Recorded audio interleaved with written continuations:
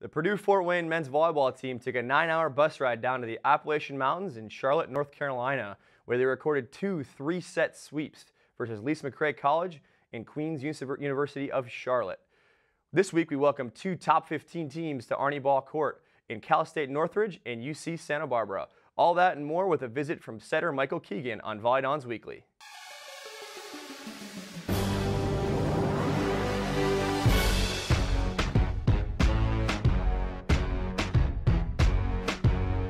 Welcome everybody to Volleydons Weekly. I am your host and assistant coach J.W. Kiekefer. With me for this review segment we have head coach Ryan Rock-Perot, starring Ryan Rock-Perot, excuse me, as he so eloquently would like to be put in the background behind us.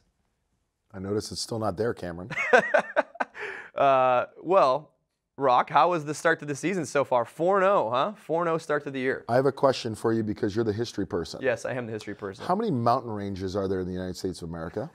How many do you think there are? Guess. Well, you said Appalachian Mountains. That's true. Colorado Rockies. Well, they're not the Colorado Rockies. They're the Rocky Mountains. Yeah. So that's two. That's correct. Is that it? You could say that the Sierra Nevada and California is. I'm not sure if that's a mountain range or not. Okay. But so it's three. kind of like a half of one, if you will. Yeah. Okay, three. I was just curious because you said Appalachian Mountains. It's also geography, not history, but we'll continue on to the start of the program here where we talk about the two matches we played this weekend. Geography made history. I guess that's true. So, yes. 4-0 start. 4-0. Two matches this last weekend. Yep. One down, I'm assuming we're talking about mountain ranges because we played at Lisa McRae. Yes. In the middle of the Appalachian Mountains. Yes, we did. And had a 3-set sweep of Lisa McRae. Yes, we did. And how did that go, according to you? You're not very talkative today. Normally, you just get going. Not very well. Not very well, huh? I thought the starters came out and they at least took care of business with a 25-14 set. It was a very difficult trip, and it's a different environment to play in because it's a small box, and it's about ball control. And when you take a bus trip about 8+ hours over 2 days, that takes its toll on you. But we were not sharp mentally or physically, and it took us a long time to get into the volleyball match. What I did like about it, however, is the fact that we got to play lots of people, and that's a big thing. And I knew that going in it would be a tough trip. Not that the caliber of competition was going to be tough, but the fact that it's mental toughness because you're taking a long bus trip out 8-9 hours on a bus, you get stiff. We have obviously some long-legged individuals. We just weren't crisp on Friday. But I do like the fact that we were able to get a lot of people in, and they played relatively well coming off the bench. Yeah, I thought one of the big things for us in that match against Lisa McRae is Pellegrin with 4 aces and only 2 service errors. And that was a big part of that 25-14 first set. Then I thought, as you talked about, as you mentioned, the bench coming in, getting some quality playing time. Our two freshman middles played the entire second and third set. Our Frederico Santos, our setter from Portugal, played the entire second and third set. Some great time for them and to figure out what they need to do to play at this level. Yeah, I mean, you talk about Pellegrin, and Pellegrin did have a really nice service game. Unfortunately, his offense very good. We weren't very crisp offensively. I thought we were really good defensively, however, because I loved our energy and our effort defensively. And in particular at the net. Richie Dietrich touched a lot of balls. I know Michael Keegan did, our guest this week. So, I mean, there were some facets of the game that we were really good at, but we were spotty. And again, it was a difficult environment to be in, but we've got to be better at that with 7 seniors on our roster. Talk a little bit about who impressed you maybe coming off the bench. We talked about Fred and Cody and Patrick, the two middles. Cade Bontrager came off the bench and did some good things. Who impressed you the most? Alex Dickman impressed me the most. Alex Dickman, I forgot about him coming off the bench. I don't. He was really good, and I think he hit for a high percentage. I loved his serve. Did some really nice things with ball handling. I thought Troy Gooch also passed the ball pretty well. It's good to get other people involved, especially early in the season. Number one, it keeps them activated every day in practice. And number two, it helps me as a volleyball coach. If we should get in trouble as the season goes along, I now have confidence to put other people in the starting positions. I think the biggest thing that helps with is, especially with Troy Gooch and our two middles coming in, those are guys who don't have any match experience at this level, at the Division I level. To get them their first match experience in an environment where we thought we had that team handled, they can get the jitters out a little bit. They can figure out what it takes to play at this level. So maybe when it comes time against the conference opponents, that they're ready to play immediately and they're not going through that jitterbug moment when they have to come in and really make a difference for us. 100% correct. And it gives them an opportunity to be confident playing Yeah. a lesser quality opponent. Then right after that, we took a 2-hour drive from the Appalachian Mountains down to Queens in Charlotte, and we found a way to get a 3-set sweep against them as well. 25-18, 25-14, 25-17, so a really nice second set in there. Our starters pretty much played the entire match there with a double sub late with Frederico Santos and Alex Dickman. So just talk about your first, thoughts about that match. Well, number one, I love being in the Queen City. That's for sure. I have family there. My cousins got to come and watch me play, so that was really cool. Number two is we were a lot crisper and a lot sharper, and I was really pleased with the way that we played on both sides of the ball, offensively and defensively.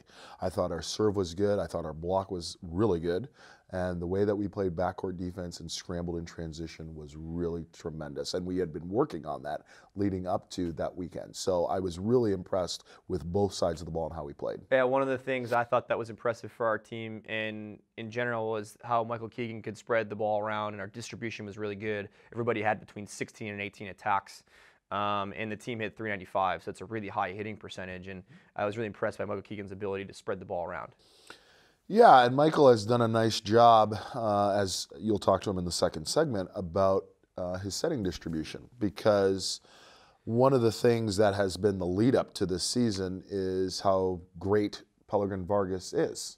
And that speaks volumes for himself because of what he did last year being a selected All-American. Unfortunately, Pellegrin Vargas is not going to carry us to the promised land. We need several individuals to carry us to the promised land, and that includes Michael Keegan, by the way. And as I said, I really liked what we did collectively as a team, both offensively and defensively, but the offense started with Michael Keegan. Yeah, and then kind of a big review. We always have a champion of the week, a champion of the match, if you will. So we do? We Since do. when?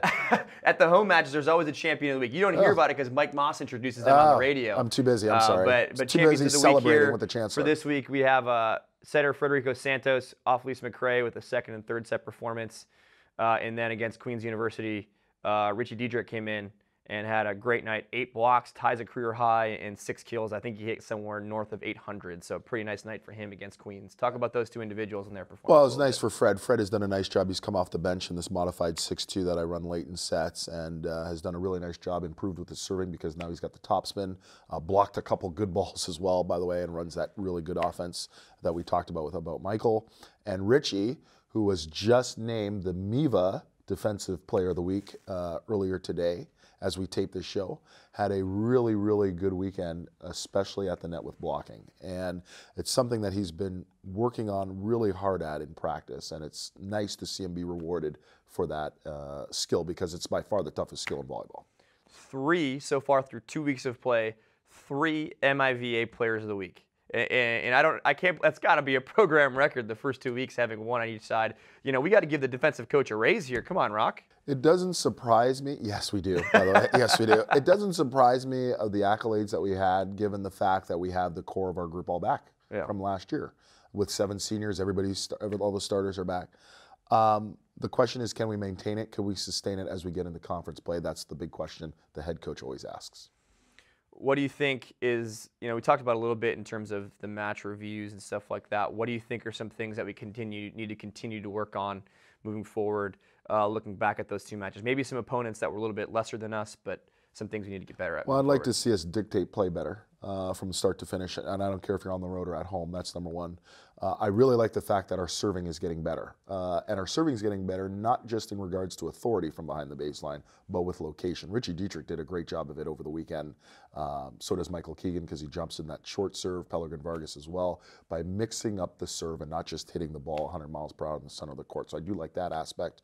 I think we're playing harder on defense, and I think that's only going to get better. What I would like to see is more transition work coming out of the center of the floor and being able to connect and pressurize teams running the quick bick.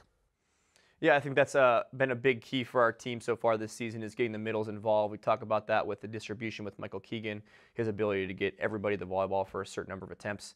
It lets us hit at a high percentage because those percentage, those swings in the middle of the court, both the bick and the quick, allow us to just be really, really efficient, and that's where our offense thrives. So if we can continue to set the ball there, we're going to be okay. Yeah, the distribution part, when you have the balanced distribution, what that really means is that your opponent just can't key on one person, which is Pelican Vargas. And so we need to have really good distribution provided we can handle the ball to make sure that doesn't happen. And with that, talking a lot about our distribution, we have our starting setter, Michael Keegan, here for our segment with him. So come on back and get to hear about some of our offensive strategies with Michael Keegan.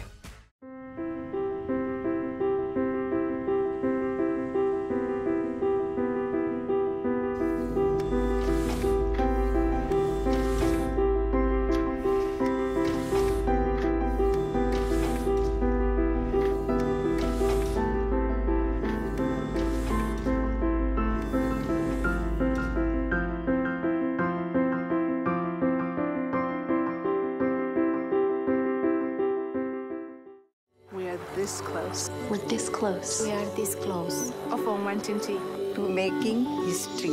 This close to changing the world.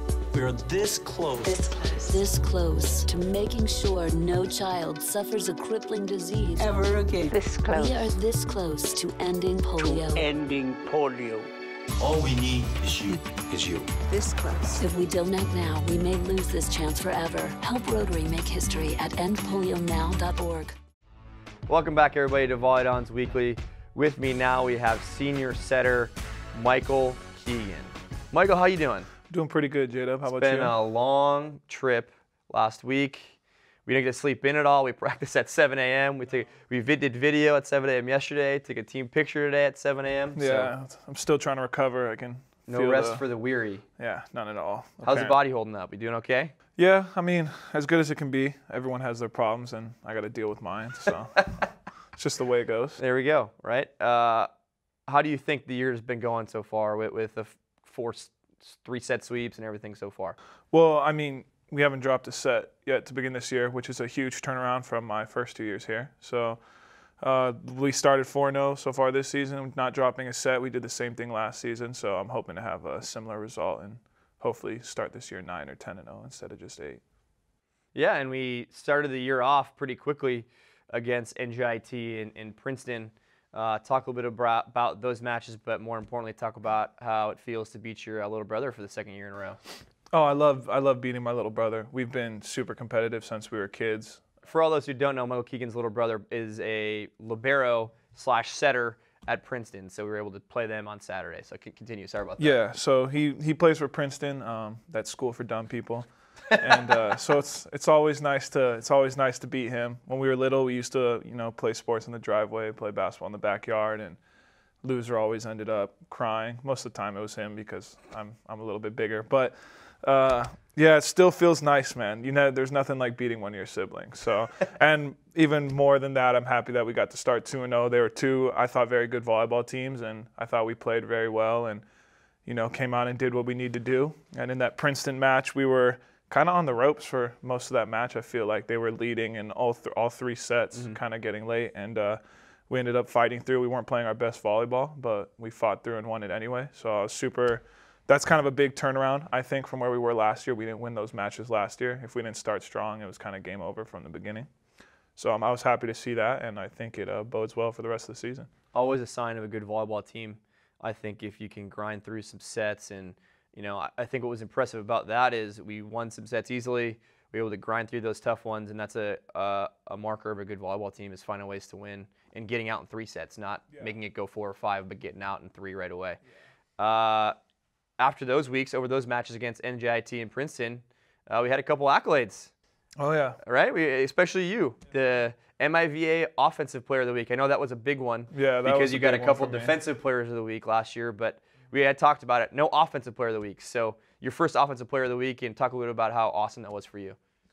Well, the Defensive Player of the Weeks, we gotta give you props for that. J-Dub, the defensive coach, the reason why my defense improved from none to good enough to win the Defensive Player of the Week award. But being a setter, I was very happy to finally win an award for my setting because personally I feel I've always been kind of overlooked as a setter, recruiting, playing, all of that. So I was happy to finally kind of get some recognition. Like, I don't need my ego stroked, but it's always nice when there's a little bit there. So I was very happy to win it. I think it's a testament to the work I've put in, and I'm hoping to win some more this year and hopefully get a couple of our other guys some too. And then about a couple hours after that one was announced, it was announced that not only were you the Amiva Offensive Player of the Week, but you were the National Player of the Week. Only the 12th award for the team or for the program in our history, and only the 9th player in our program's history to earn that award. So talk a bit about that one. That's a big one, and something that we don't always get here with that program. Yes, that was another fun one. Again, I got a couple friends back home who play at some big schools like UCLA, and I guess they're all at UCLA now. They all transferred, but that's kind of one I get to rub in their face a little bit because they're like, oh yeah, you won Amiva Player of the Week, but you don't have the same guys we do. So to win a national one, kind of, it's nice for me and getting to go back home with that. But again, I just think I'm happy because I've worked hard. I think in my 3.5 years here now. Oh wow. Been a long time. Yeah, it's been a long time. Saying it out loud makes me think about it. But I think I've worked hard, and I don't want to say I was like deserving or expecting or anything like that. But I'm just very happy that there's something there saying like, hey, all that hard work is paying off. Keep doing what you're doing. So I think it's just good for me moving forward. Keep doing what I'm doing, and like I said, hopefully win another one or get one of my hitters one. And Richie ended up winning the Defensive Player of the Week this week, so we're still doing a great job in that column.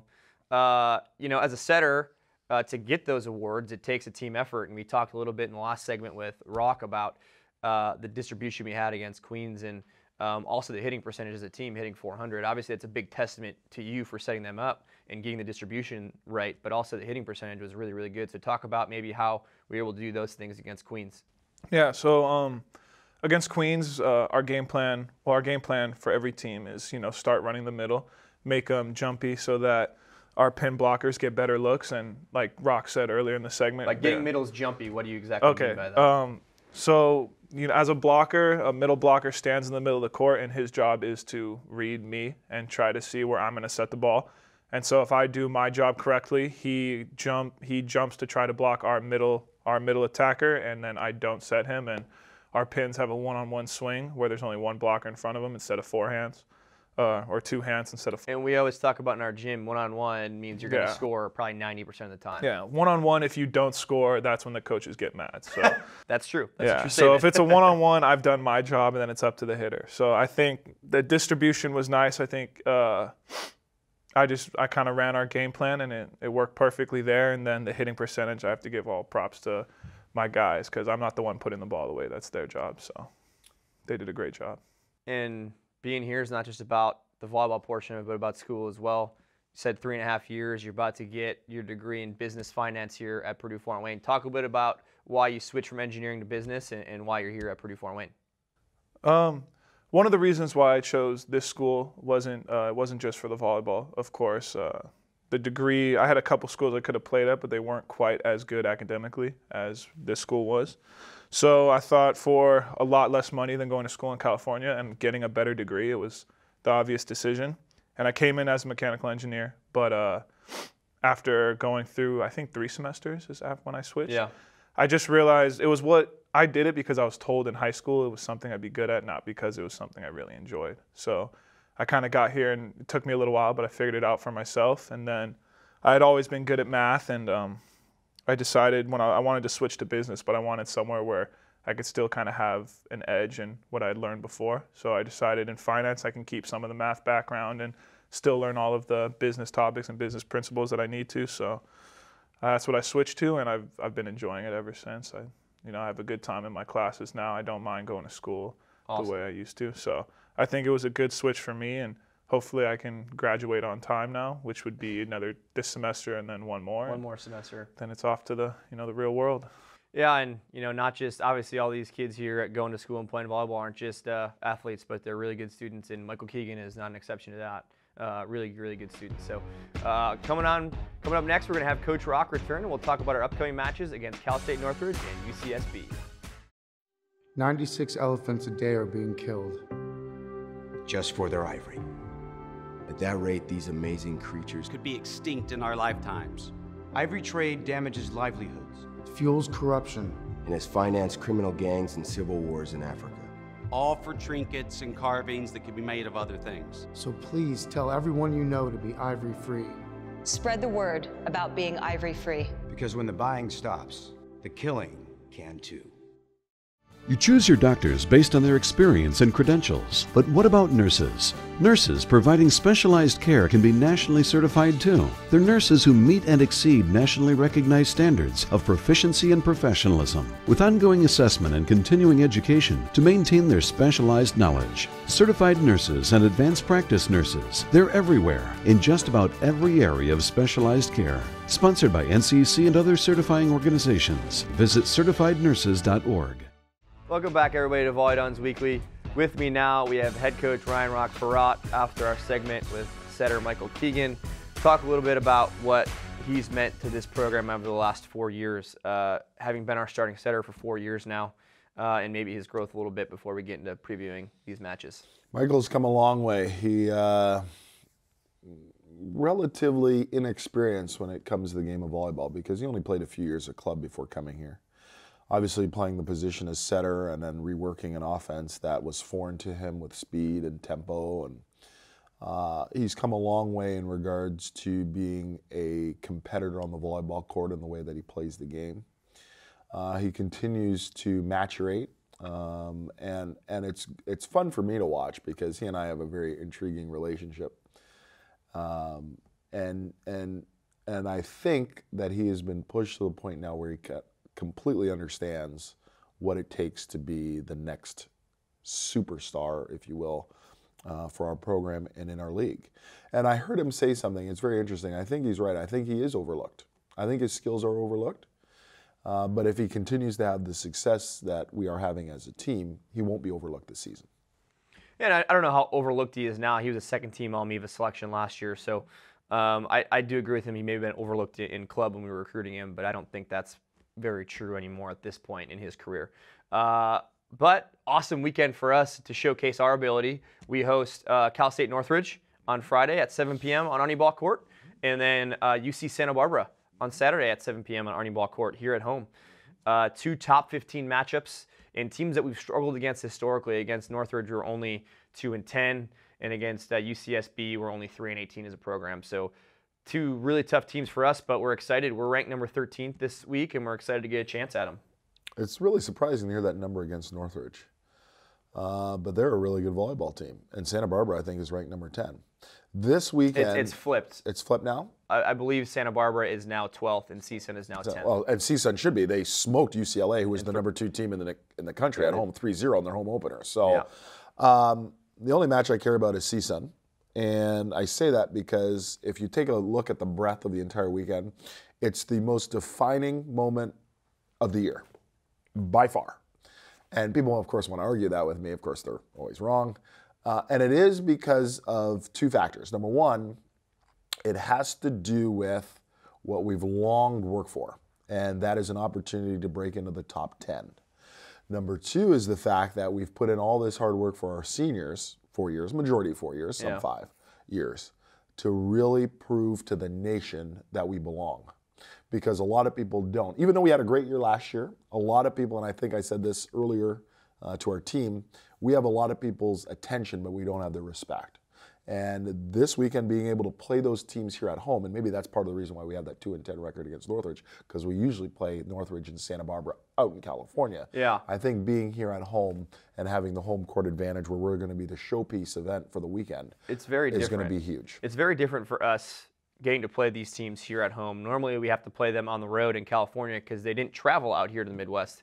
Now with the breakups of conferences, it's forced these West Coast teams to travel. It's a unique experience for us. They haven't been out here since the 90s, I think, so it's awesome for us.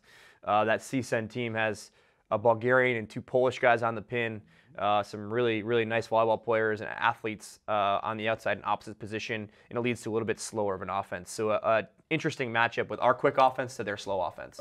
Yes, and that's so amazing because contrasting that is the way Santa Barbara is going to play on Saturday. Because Santa Barbara is one of the most disciplined volleyball teams I've ever seen. They're a really good transitional team. Defense to offense, they're one of the best I've seen. So it's going to be a great weekend, and I know our guys have trained really hard for this particular moment. Now they just have to embrace it, go play, and have some fun. Yeah, I think Santa Barbara, these two teams are contrasting almost in a way that's very interesting. Normally, the California teams play a very similar style to Santa Barbara, where they're really, really technical. They pass the ball at a super high rate. The ball moves really fast to the pins with some tempo offense. And that's very more traditional California teams and a very traditional Santa Barbara team in that respect. They pass the ball super well. They transition and really efficient. They're really efficient when they swing at in-system balls. Whereas that Cal State Northridge team that we're going to play on Friday is almost more of a Midwestern team. They kind of resemble Ohio State in kind of what they've done the last couple of years, and the fact that maybe they aren't as great of a passing team or as great of a ball control team, but they jump really, really well. They have some of the best arms in the nation, and they really are just athletes going up to hit the slow tempo ball as hard as they possibly can. So it'll be interesting to see the two contrasting styles, and I think our style fits somewhere in between those two in terms of we want to move the ball fast, but we still play with a little bit more hard hitting as opposed to the tips, rolls, technical volleyball style that Santa Barbara plays with. We have to pass the ball Friday because Northridge is a really good serving team, and if we don't pass the ball, it'll be a very short night. And I agree with you. I think the ball control, and I think you're right. With Northridge, it's a little slower offense, which we might have trouble with because of our timing on our block because we're so used to the speed offense. But I hope that if we're able to handle the ball, we can put more pressure on them as opposed to them on us. Santa Barbara's just disciplined. But with new individuals in the starting lineup, I think they're still trying to find their way. They've lost a couple tough 5-setters this season already, so they're just trying to learn how to win and learn to play together. But I've always liked that team. I've always liked the way that they play in their style and the way they compete. And we've always had great traditional matchups with them. So, yes, I think you're right. Playing at home makes a huge advantage where they have to travel and come this way. Snow outside, it's cold, et cetera, et cetera. But at the same time, that means it's added pressure on us because we're playing at home. A lot more distractions, a lot more pressure, if you will. But hopefully we can just handle it. And I think we can with the 7 seniors on our roster. With that, we'll go ahead and wrap it up. Please, please, please make sure to put it on your calendars. On Friday, we play Cal State Northridge. Friday, January 18th, the number 12 team. Actually, the number 10 team in the nation now. And then the next night on January 19th at 7 p.m., we play UC Santa Barbara. Really excited about these two matches. I think it's probably the highest level of volleyball you're going to see here at the Gates Sports Center in probably a month until we welcome Ohio State and some of those conference teams, Lewis and Loyola in particular. So if you're looking for some good volleyball this weekend, you got a 3-day weekend with Martin Luther King Day coming up.